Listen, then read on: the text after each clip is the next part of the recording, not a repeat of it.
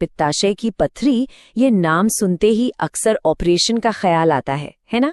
लेकिन क्या सर्जरी ही इसका आखिरी इलाज है? क्या कोई और रास्ता भी हो सकता है? आज हम अपने सोर्स मटेरियल के आधार पर एक आयुर्वेदिक नजरिए को और उसके दावों को समझने की कोशिश करेंगे।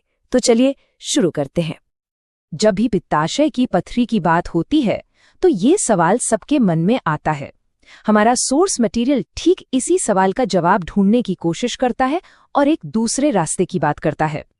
तो सबसे पहले ये समझना जरूरी है कि आखिर ये आयुर्वेदिक नजरिया किस चीज को टारगेट कर रहा है। जैसा कि सोर्स बताता है, इसका सीधा फोकस है पित्ताशय की पथरी पर।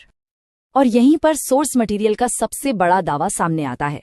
ये एक ऐसे तरीके की बात करता है जिसमें सर्जरी की जरूरत ही ना पड़े। मतलब पथरी को नेचुरली धीरे धीरे घोलकर शरीर से बाहर निकाल दिया जाए।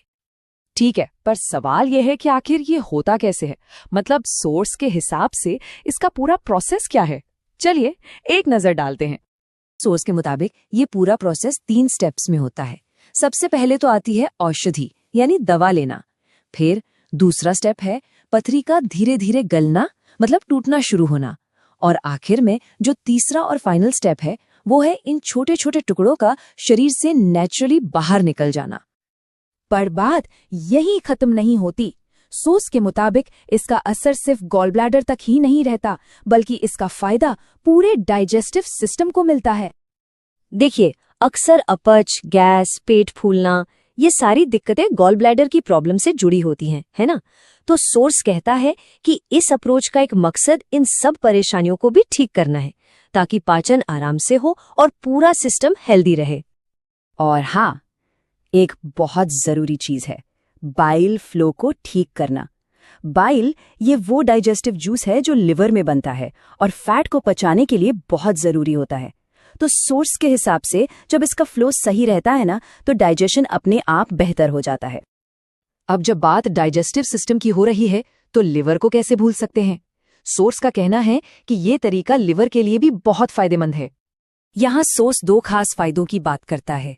एक तो ये कि लिवर का ओवरऑल फंक्शन बेहतर होता है, और दूसरा ये बॉडी के नेचुरल डिटॉक्स प्रोसेस में लिवर की मदद करता है। मतलब शरीर से टॉक्सिन्स को बाहर निकालने में सपोर्ट करता है। ठीक है, तो अभी जो पथरी है उसका इलाज तो हो गया, लेकिन असली चुनौती तो ये है कि ये दोबारा न बने, है ना? तो अब बात करते हैं प्रिवेंशन की, मतलब उन वजहों को ही खत्म करने की जिनसे ये बनती हैं। सोर्स के मुताबिक इसे रोकने का पूरा खेल इस बात पर टिका है कि शरीर कोलेस्ट्रॉल और फैट्स को कैसे मैनेज करता है। तो इसका गोल बस यही है कि इस पूरे मेटाबॉलिज्म को बैलेंस किया जाए, ताकि पथरी बनने का चांस ही कम हो जाए। और आखिर में प्रिवेंशन का सबसे बड़ा मकसद बस एक ही है, फ्यूचर में गॉलस्टोन्स बनने के रिस्क को जितना हो सके कम करना। तो हमने कई अलग अलग चीजें देखी, इलाज, डाइजेशन को सपोर्ट, लिवर की हेल्थ और फिर प्रिवेंशन। अब सवाल ये उठता है कि ये सारे टुकड़े जुड़कर एक पूरी तस्वीर कैसे बनाते हैं? मतलब ये सब एक साथ कैसे काम करते हैं?